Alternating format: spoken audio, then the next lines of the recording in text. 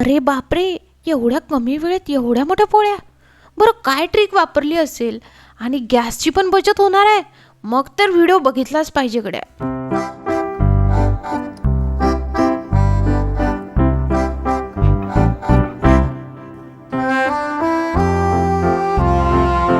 नमस्कार. गरम गरम चहाने आज आपल्या व्हिडिओची सुरुवात झालेली आहे. चहा प्यायला कोणाला नाही आवडत आणि आता एवढी थंडी पडली आहे, तर त्यामध्ये गरम चहा भेटला तर ते जे काही सुख असतं ना ते वेगळंच असतं. पण आपल्या घरी अगदी अचानक पाहुणे आले किंवा अगदी असं होतं ना कधी की आपल्याला खूप कंटाळ येतो आणि स्वयंपाक करावाच वाटत नाही. मग अशा वेळेस तुम्ही अशा कोणकोणत्या टिप फॉलो करू शकता जेणेकरून तुमचा स्वयंपाक खूप लवकर जे आहे तो होईलसुद्धा. दुसरी गोष्ट, जर काही गोष्टी तुम्हाला एक्स्ट्रा बनवायला लागतील, जर मसाल्याची भाजी असेल किंवा मग साधी भाजी असेल, तर अशा वेळेस तुम्ही सगळं कसं ऑर्गनाईज करायचं किंवा सगळं कसा तुमचा टाईम टेबल असला पाहिजे जेणेकरून अगदी कमीत कमी वेळेमध्ये तुमचा भरपूर स्वयंपाक झाला पाहिजे. कितीही पाहुणे येऊ, तुम्हासोबत मी आज एक अशी ट्रिक शेअर करणार आहे पोळ्यांची, जी की तुम्ही अगदी काही मिनिटांमध्ये भरपूर पोळ्या करू शकता. त्यामुळे व्हिडिओ शेवटपर्यंत नक्की बघा. तर चला या चहापासून आज आपण सुरुवात करूया. तर साधारणतः काय होतं, सकाळचा स्वयंपाक असो किंवा मग रात्रीचा स्वयंपाक असो, आपण भाजी तर बनवत असतो, राईस बनवत असतो आणि पोळ्या बनवत असतो. आता पोळ्याऐवजी भाकरी पण आली बरं का. तर कोणी कोणी भात खाणं हे टाळतं. मग त्यांच्या घरी एकतर पातळ भाजी बनली जाते आणि मग पोळ्या बनल्या जातात किंवा सुकी भाजी वेगळी, पातळ भाजी वेगळी, भात वेगळा आणि पोळ्या अशा पद्धतीनेही कोणाच्या घरी खाल्लं जातं. माझ्या घरी विचारायला गेलं तर आम्ही अगदी साधा जेवण करत असतो. म्हणजे आमच्या घरी असं काहीच नाही की पातळच भाजी असायला हवी किंवा कोरडीच भाजी असायला हवी किंवा भातच असायला हवं, असं काहीच नाही आहे. आता बऱ्याचदा असं होतं की आपल्याला मसाल्याची भाजी करावी लागते. म्हणजे कधी नॉनव्हेज करतो आपण किंवा व्हेज असेल तर मग वेगवेगळ्या पद्धतीने मसाल्याच्या भाज्या करतो. मग जेव्हा तुम्ही किचनमध्ये एंटर करणार आहात, तर एंटर केल्याबरोबर तुम्हाला जर मसाल्याची भाजी करायची आहे किंवा साधी भाजी करायची आहे, मसाल्यासाठी जे वाटण लागणार आहे ते आधी कापून घेऊन आणि मसाला भाजून घ्यायचा. साधी भाजी करायची असेल तर त्यासाठी काय काय लागतं ते काढून ते कापून घ्यायचं. सगळ्यात प्रथम किचनमध्ये आल्यानंतर तुम्हाला हे करायचं आहे. आणि तुम्हाला जर किचनमध्ये आल्यानंतर किचन ओटा आणि हे पुसून घ्यायचं असेल तर ते केल्यानंतर तुम्हाला ही ट्रिप फॉलो करायची. आता काही भाज्यांमध्ये जर तुम्हाला टमाटर वापरायचं असेल तर ती भाजी आंबट व्हायला नको म्हणून तुम्हाला काय करायचं आहे, तर ते अशा पद्धतीने धुवून घ्यायचे. म्हणजे त्याच्यामधल्या सगळ्या बिया तुम्हाला काढून घ्यायच्या आहेत. जर तुम्ही कितीही टमाटर वापरले ना तरीसुद्धा तुमची भाजी आंबट होणार नाही. मसाला भाजल्यानंतर तो थंड होण्यासाठी ठेवायचा आणि लगेच पीठ मळायला घ्यायचं. आता पीठ मळायला घेतलं की काय होतं, आता आपण मसाला थंड होतोय म्हणजे पीठ मळेपर्यंत मसाला थंड होईल आणि आपण भाजीला फोडणी देईपर्यंत हे जे काही पीठ आहे तेही छानपैकी मस्त असं भिजेल. म्हणजे आपल्या एकन एक पोळी जी आहे ती टमटम फुगली जाईल. नक्की तुम्ही अशा पद्धतीने करा. तुम्हाला खूप ऑर्गनाईज पद्धतीने जे आहे ही पद्धत वाटेल आणि तुम्ही विचारसुद्धा करणार नाही. खूप लवकर लवकर तुमचे जे आहे ते कामं आटपतील. आता एखाद वेळ जर तुमच्याकडे पीठ शिल्लक राहिलेलं असेल, मग आपण काय करतो ते फ्रीजमध्ये ठेवतो आणि फ्रीजमध्ये ठेवलं की ते अति घट्ट होतं. आणि बऱ्याचदा असं होतं की आपल्याकडे टाईम नसतो आणि टाईम नसल्या कारणाने मग आपण काय करतो की अशाच पोळ्या करायला घेतो, पण त्याच्या पोळ्या काही वळत नाही. मग काय करायचं, आता दूध गरम करत ठेवलेलं असतं किंवा भाज्या ठेवलेल्या असतात. मग काय करायचं, त्यावरती तुम्हाला ज्या पातेल्यात तुम्ही ठेवलं आहे ते ठेवायचं एक 5 मिनटं. आता काय होईल, त्या पातेल्यावरती ठेवल्यानंतर हे आपण जे पातेल्यामध्ये पीठ ठेवलं होतं ते ठेवल्यानंतर ते जे आहे त्याला स्टीम लागेल आणि ते गरम होईल आणि त्याला गरम वाफ लागल्या कारणाने अगदी लगेच ते असे मऊसूद होईल. आपल्याला जास्त वेळ ठेवायचं नाही, ही गोष्ट नक्की लक्षात घ्या. नाहीतर ते जे पीठ आहे ते भांड्याला चिटकेल. अगदी त्याला थोडीशी अशी स्टीम लागली पाहिजे, वाफ लागली पाहिजे, बस इतपत.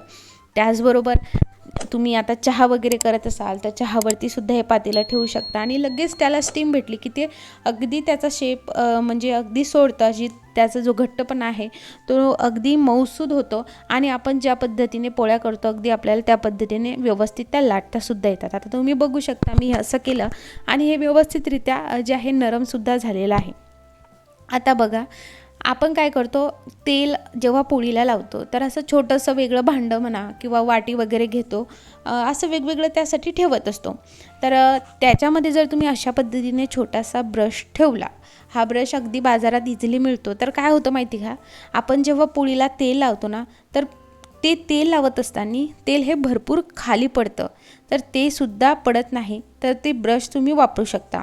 आता दुसरी गोष्ट, दुर्डी असेल किंवा तुम्ही हॉटपॉट डब्बा वापरत असणार पोळ्या ठेवण्यासाठी, तर कधीच पेपर वगैरे त्यामध्ये ठेवायचा नाही. एखादा मौसूद असा कपडाच तुम्ही ठेवायचा. तर मी अशा पद्धतीने मला आट्यासोबत हे कपडे भेटले होते तर मी त्याचाच वापर करते. याने काय होतं की पोळ्यासुद्धा मौसूद राहतात. आता तुम्ही जेव्हाही पीठ वगैरे भिजवलं, मसाला काढला, लगेच फोडणी द्यायची भाजीला आणि लगेच भात टाकायचा. म्हणजे काय होईल, भाजीसुद्धा शिजेल, भात शिजेल आणि आपल्या आता पोळ्या करायला घ्यायच्या. अगदी तुम्ही बघितलं काही मिनिटांमध्ये आपलं हे सगळं काही होतं आणि 30 मिनिटाच्या आत तुमचा पूर्ण स्वयंपाक बनून होतो.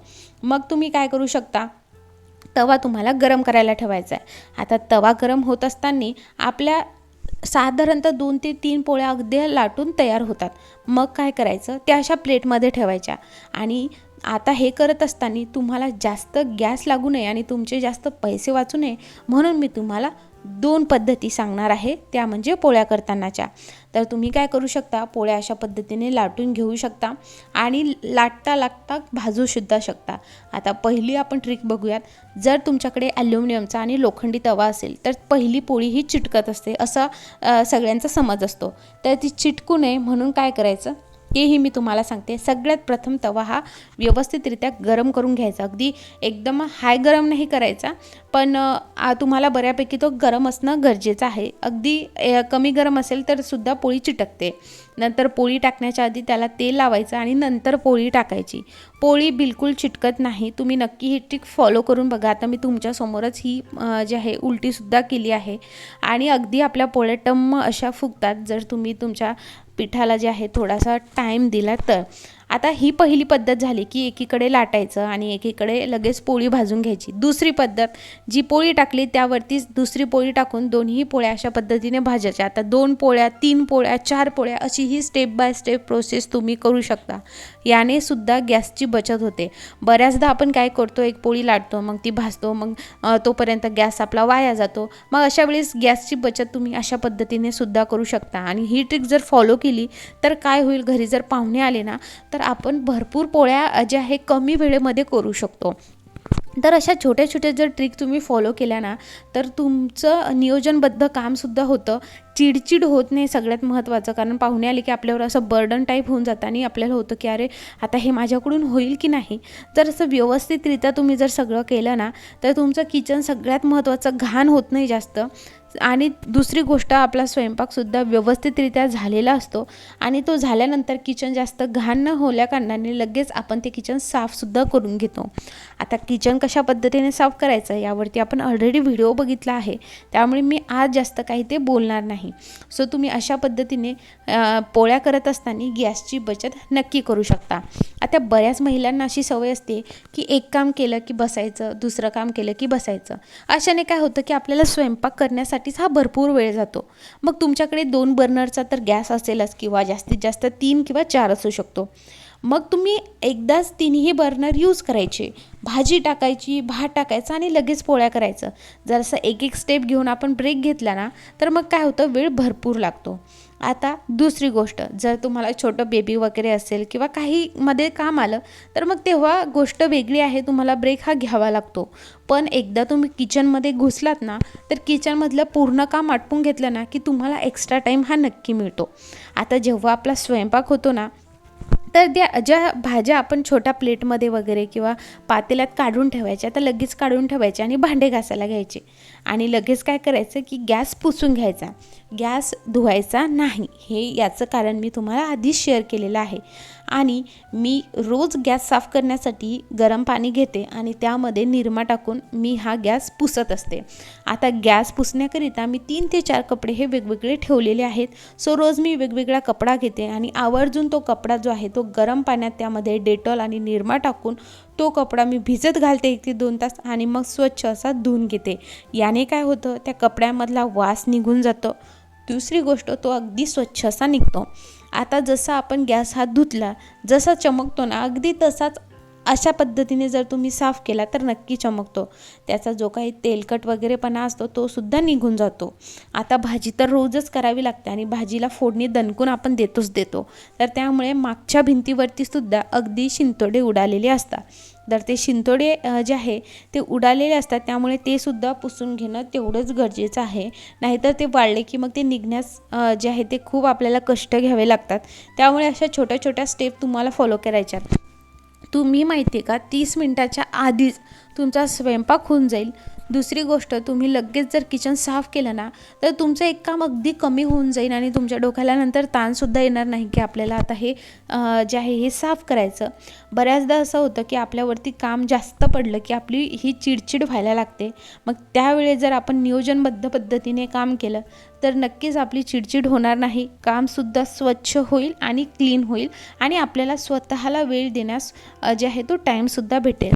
आता गॅस तर पुसला, पण गॅस खालचं सुद्धा पुसणं गरजेचं आहे. का, बऱ्याचदा असं होतं की दूध उतू जातं किंवा भाजी उतू जाते, चहा उतू जातो, मग तो डाग जो आहे तो तसाच राहतो.